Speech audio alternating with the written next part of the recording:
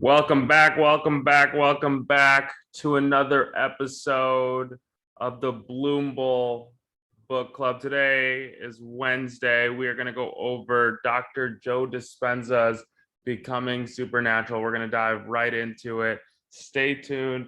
Get your pen, get your paper out, because this is going to be action-packed, filled with a lot of great content. Cool. If over time you keep feeling guilty, you think more guilty thoughts that fire and wire more neurons that signal more neuropeptides that cause the release of more hormones in the second center. As this happens, you continue to condition the body to become the mind of guilt and suffering. So you're storing more and more energy as emotion in the second center. You also continue to broadcast a specific energetic signature carrying specific information through the second energy center into your body's energy field. So now let's say that you start having a totally different set of thoughts. What happens if you have sexual fantasies about someone?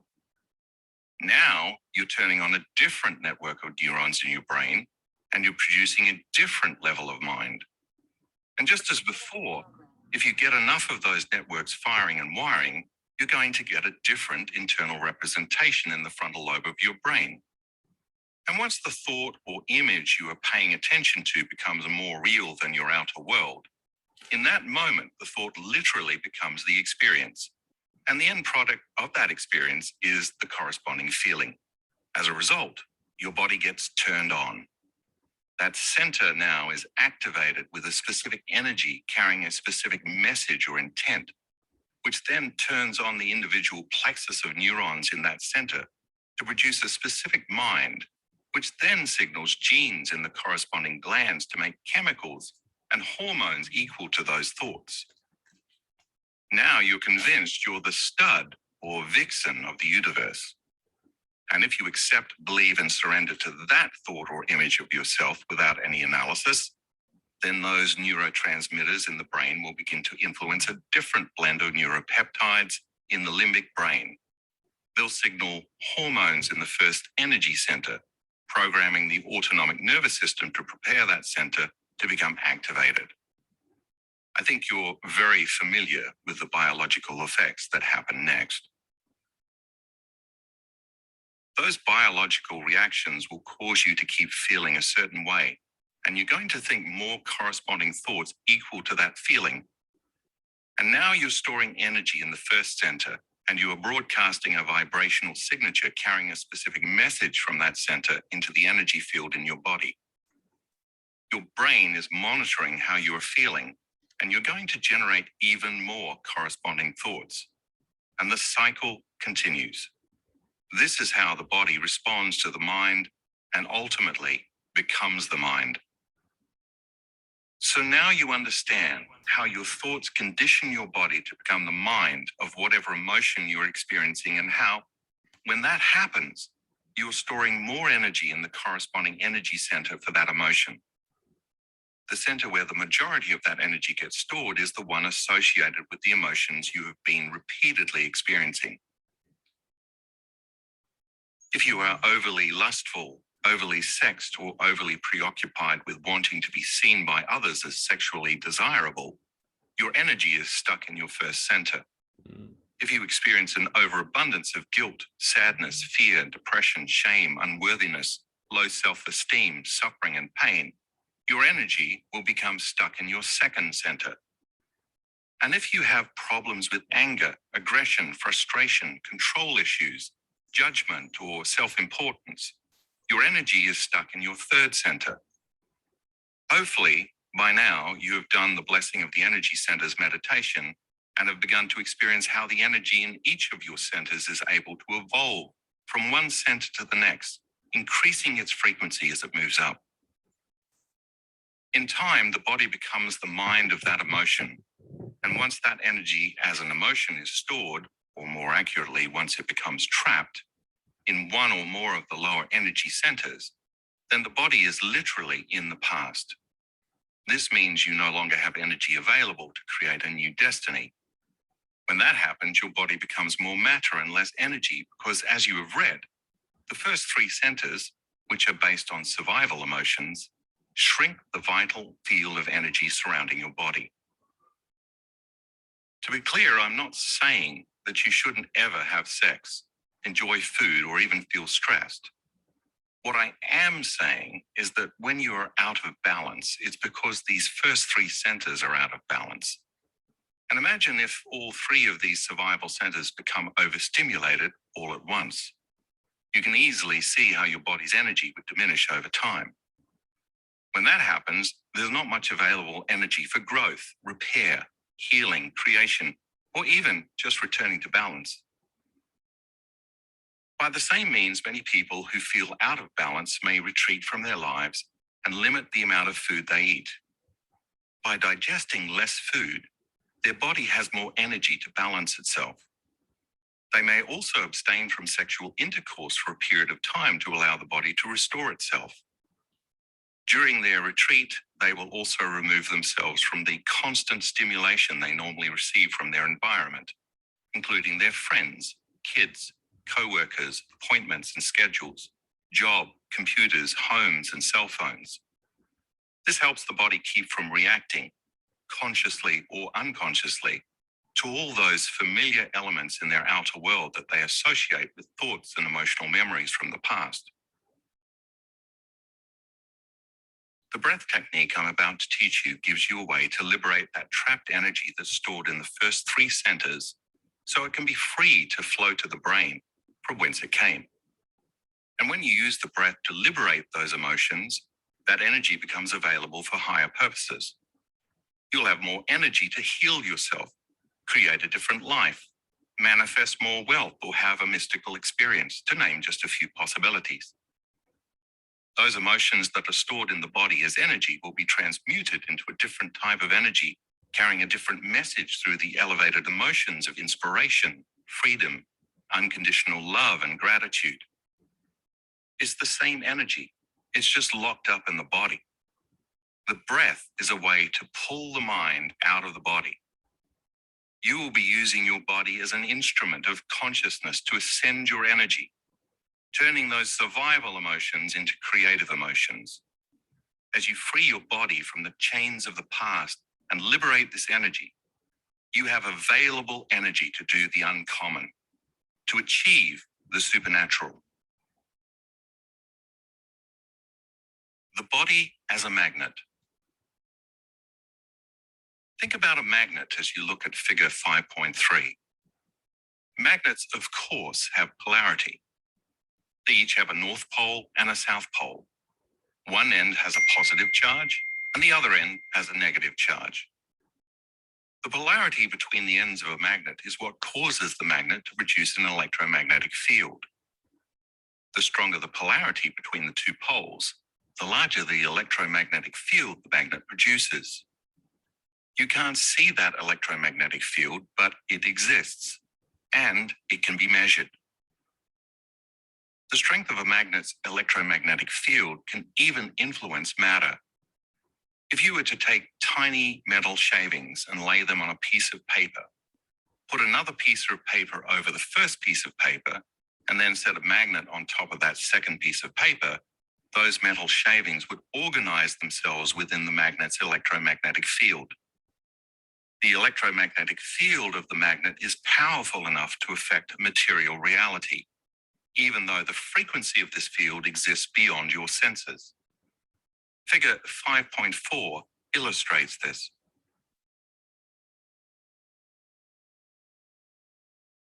The Earth is a magnet, and like any other magnet, it has a north pole and a south pole, as well as an electromagnetic field surrounding it. While this field itself is invisible, we're all familiar with one amazing way to see that it exists. The Earth's electromagnetic field deflects the sun's photons. During a solar flare or mass coronal ejection, that field deflects trillions of tons of photons hurled towards the Earth in a pulsating, colorful phenomenon known as the Northern Lights. Your body is also a magnet. Ancient cultures, especially Asian cultures, have known this for thousands of years. Your North Pole is your mind and brain, and your South Pole is your body at the base of your spine. When you're living by the hormones of stress, the emotions of survival, or when you're overutilizing the other two survival energy centers, you are constantly drawing energy from this invisible field. The energy then no longer flows through the body because the body, in survival mode, is pulling the energy from the field and storing it in the body, specifically in the first three energy centers. This is what happens when the thinking, feeling loop we talked about earlier is activated. If this goes on long enough, the body won't have any electrical charge running through it at all. And without an electrical charge, it can't create the field of electromagnetic energy that normally surrounds it. When that happens, the body is no longer like a magnet. Now it's like a piece of ordinary metal, a magnet that's lost its charge. As you can see in figure 5.5, the body then becomes more matter and less energy, or more particle and less wave. Of course, if there were a way to get this energy that's stored in the first three centers moving again, the current would resume flowing and the body would recreate the electromagnetic field. The breath does just that. It gives us a way to pull the mind out of the body and to move all that stored energy from the first three centers up the spine to the brain, restoring the electromagnetic field surrounding the body. Once that happens, we can use that energy for things other than survival. Let's take a look at the way our physical bodies are constructed so we can understand what makes that possible. Take a look at figure 5.6. We reading. Base of your This is spine, my mentor, your Devin. sacrum, that looks This like nigga it right was here, cut out. 25 years old, bro. He's the That's how it CEO. looks. On the top of that flat surface sits the spinal column, which extends all the way up to your skull. Inside that closed system is the central nervous system, which is made up of the brain and the spinal cord. The spinal cord is actually an extension of your brain. The skull and the spinal column protect this most delicate system. The central nervous system is one of your body's most important systems because it controls and coordinates all the other systems in the body. Without the aid of the central nervous system, you couldn't digest your food. You couldn't void your bladder. You couldn't move your body and your heart couldn't beat. You couldn't even blink your eyes without the nervous system. So you can think of the nervous system as the electrical wiring that runs the machine of your body. Inside this closed system is cerebrospinal fluid that's filtered from the blood in the brain. This fluid bathes the brain and the spinal cord, and it's responsible for giving the central nervous system buoyancy. It acts as a cushion to protect the brain and spinal cord from trauma, and it flows in various rivers and paths that transport nutrients and chemicals to different parts of the nervous system all over the body. By its very nature, this fluid acts as a conduit to enhance electrical charges in the nervous system. Now let's go back to your sacrum. Every time you inhale, that sacrum bone flexes back slightly. And every time you exhale, it flexes forward just a little bit. This is an extremely subtle movement, too subtle for you to notice even if you try, but it happens. And at the same time you inhale, the sutures of your skull, the joints between the individual plates of your skull, which fit together like pieces of a puzzle and give the skull a degree of flexibility, open up just slightly. And as you exhale, they close back up. Again, this is extremely subtle. You can't feel it happening. The movement of your sacrum back and forth as you slowly breathe in and out, along with the sutures of the skull opening and closing, propagates a wave within the fluid of this closed system, and it slowly pumps that cerebrospinal fluid up your spine all the way to the brain, passing through 4 chambers called cerebral aqueducts or ventricles. If you were to tag one molecule of cerebrospinal fluid and follow it from the base of your spine all the way up to your brain and then all the way back down to your sacrum, you'd see that it would take 12 hours to make a complete circuit. So in essence, you flush your brain twice a day, Check out figure 5.7 to see what that looks like. So think about what would happen if you contracted the intrinsic muscles of your perineum, your pelvic floor, the same muscles you use for intercourse and elimination, and you locked them down. And then while they were locked down, you next contracted the muscles of your lower abdomen, locking those muscles down. And then you did the same with the muscles of your upper abdomen.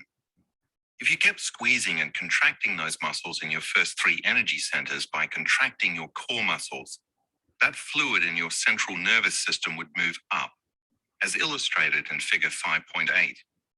You would be moving that cerebrospinal fluid in your central nervous system up your spine. Each time you tighten the muscles of those centers, the fluid would be forced upward. Now imagine you then placed your attention on the top of your head. Where you place your attention is where you place your energy. So if you put your attention at the top of your head, that would become your target for moving energy. Now think about taking one slow, steady breath through your nose, and at the same time, squeezing and holding the muscles of your perineum, then those of your lower abdomen, and then those of your upper abdomen, all while following your breath up your spine and through your chest, your throat and your brain, and all the way to the top of your head. Imagine that when you get to the top of your head, you hold your breath as you keep squeezing. You'd be pulling that cerebrospinal fluid all the way up toward your brain. That's significant because cerebrospinal fluid is made up of proteins and salts in solution. And the moment proteins and salts dissolve in solution, they become charged. If you take a charged molecule and accelerate it, as you would if you pulled that molecule up your spine, you create an inductance field. An inductance field is an invisible field of electromagnetic energy that moves in a circular motion in the direction the charged molecules are moving in. The more charged molecules you accelerate, the bigger and more powerful the inductance field. Take a look at figure 5.9 to see what an inductance field looks like. Think of the spinal cord as a fiber optic cable that acts as a two-way highway, simultaneously communicating information from the body to the brain and from the brain to the body. Every second, important information is relayed from your brain to your body, such as the desire to walk across the room or to scratch an itch. At the same instant, a lot of information from the body is carried up your spinal cord toward the brain, such as knowledge of where your body is in space or the signal that you're hungry. Once you accelerate these charged molecules in one direction up the spine, the resulting inductance field will reverse the current of information flowing from the brain down through the body, and it will then draw energy from the lower three centers up the spine to the brain. Take a look at figure 5.10a to see how that works. Now there's a current running through the body in the central nervous system, just like a magnet. And as a result, the same kind of electromagnetic field of energy that surrounds a magnet surrounds the body, as you can see in figure 5.10b. The field of electromagnetic energy you've created is a three-dimensional field, and as it moves, this energy creates a torsion field or a torus field. By the way, the shape of this electromagnetic field is a familiar pattern in the universe. This pattern shows up in the shape of an apple, as well as in the shape of a black hole in a distant galaxy. Interesting. See figure 5.11. That's interesting. So now you understand that by doing this breathing technique, you're starting to stir up all this stored energy in a very big way. And if you do this technique correctly, and you do it enough times, you are going to wake up a sleeping dragon.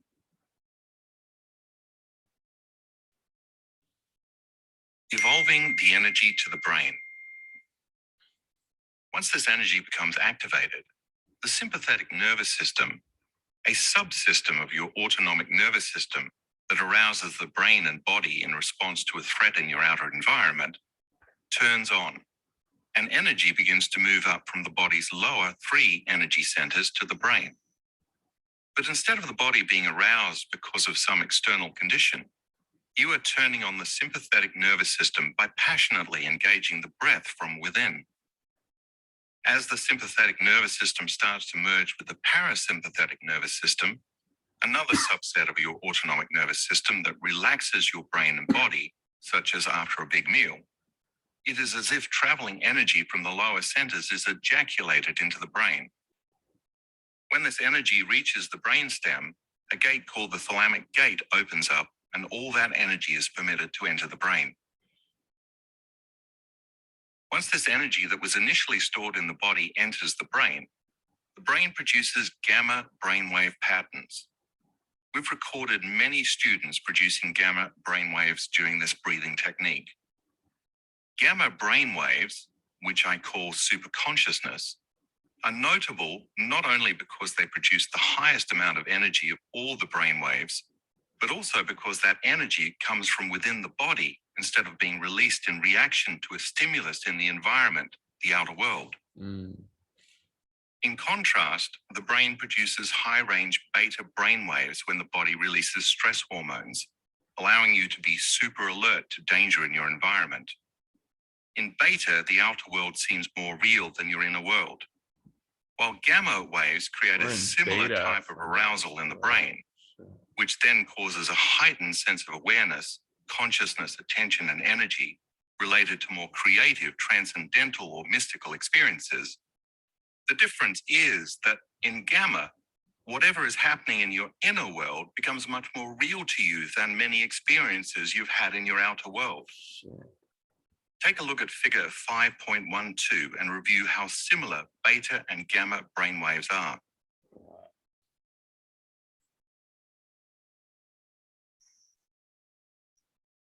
Many of our students who do this breath technique produce significant high beta brainwaves on their way to the gamma range, the highest frequency brainwaves, or they may simply stay in these very high level beta states. We're finding that being in the highest levels of beta can also signal that the person is paying more attention to their inner world than their outer world. In addition to seeing more energy in the brain after this breathing technique, we've also repeatedly observed more significant amounts of brain coherence. Take a look at graphics 6A and 6B in the color insert. You can see two students who have done the breath successfully. They have very high frequency beta brain waves that transition to gamma brain waves. Notice the high amplitudes of their brain waves in gamma. The higher the amplitudes, the higher the energy in their brains. The students demonstrate 160 and 260 standard deviations above typical gamma brainwaves. To give you a reference, 3 standard deviations above normal is usually considered high. In graphic 6A, 4, you can also witness much more brain coherence after the breath. The red patterns in the brain show extremely high amounts of brain coherence in every measured brainwave state. As you do this powerful breathing technique, you are drawing the energy that's been stored in those lower 3 centers, the energy you use for orgasm and to make a baby, to digest a meal, to run from a predator. And instead of releasing it out into chemistry, you're going to draw it up your spine like you would draw fluid up a straw and release it into your brain. In fact, there's a tube of energy or light called the prana tube running along your spinal column. See figure 5.13. Prana is the Sanskrit word for life force. Yogis have known about this tube, which is not a physical structure, but an energetic one, for thousands of years. This tube is considered etheric because of the electrical information in the spine that constantly moves through it. The more energy moves in the physical spinal cord, the more energy is created as light in this tube. And the more energy created in this tube, the more energy moves in the spine and the greater the expression of life. Sometimes when I teach this meditation, people will say to me, I don't really feel my prana tube. Well, you don't really feel your left ear either until you put your attention on it, right? So when I ask you to contract your muscles and pull that energy up, you'll be pulling it up through the spine and creating a more powerful prana tube along your spinal cord. It's important to add here that this is not a passive breath. It's an extremely active, passionate process. Moving this stored energy that has been stored for years and years, maybe even decades, takes an act of intention and will. To evolve your limited survival emotions, as an alchemist turns base metals like lead into gold, you are taking self-limiting emotions like anger, frustration, guilt, suffering, grief, and fear, and turning them into elevated emotions such as love, gratitude, and joy. Other elevated emotions to consider tapping into include inspiration, excitement, enthusiasm, fascination, awe, inspiration, wonder, appreciation, kindness, abundance, compassion, empowerment, nobility, honor, invincibility, uncompromising will, strength and freedom, not to mention divinity itself, being moved by the Spirit, trusting in the unknown or in the mystic or the healer within you.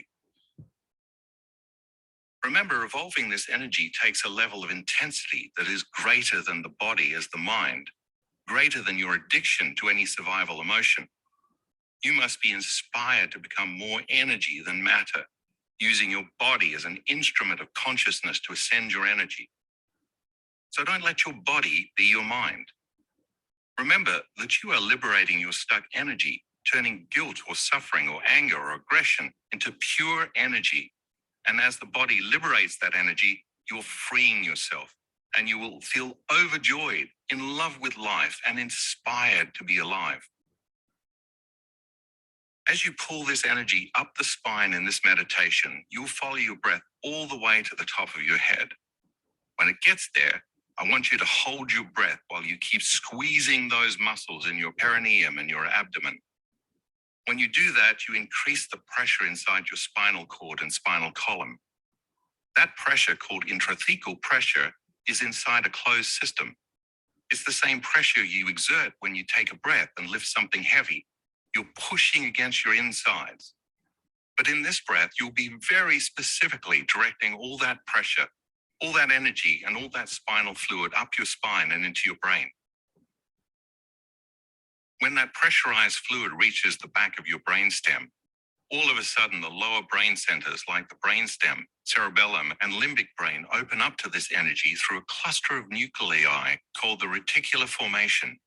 That energy then passes through the thalamic gate up to the thalamus, part of the brain that relays signals from the sensory receptors, located in the midbrain, which serves as a junction box. Next, all of that stored energy moves directly into your higher brain center, the neocortex. That's when gamma waves begin to occur. When the energy reaches the thalamus, it is also relayed to the pineal gland, and something amazing happens. That gland releases some very powerful elixirs, one of which anesthetizes the analytical mind and thinking brain. See figure 5.14, which shows the thalamus, the reticular formation, the thalamic gate, and the moment of energy hitting the higher brain centers. We'll talk more about the pineal gland in a later chapter, but for right now, know that when that happens, it's like an orgasm in your head. This is a very powerful energy that is being called the movement of the Kundalini. I personally don't like to use that word because it may conjure up opinions or beliefs from a limited understanding of this energy that may discourage some people from doing the breath. But I do want you to understand that this is the energy you are evoking with this breath. If you look at graphic 6B4 in the color insert, you can see the area surrounding the pineal gland is quite active at the student producing gamma brainwaves. Look at the blue arrows. The red area suggests the activation of energy in the pineal gland, as well as a region of the limbic brain associated with strong emotions and formation of new memories. Graphic 6B5 is a three-dimensional picture of the same student's brain. Once again, the pineal area shows a significant amount of energy coming from inside the brain. Embracing elevated emotions. You've just read how the breathing exercise in this chapter pulls the mind out of the body as it liberates stored energy from the first three energy centers, the centers of survival. Once you do that, it's time to recondition the body to a new mind, the second part of the meditation, which involves attaining elevated emotional states. I want to clarify here why embracing elevated emotions is so powerful.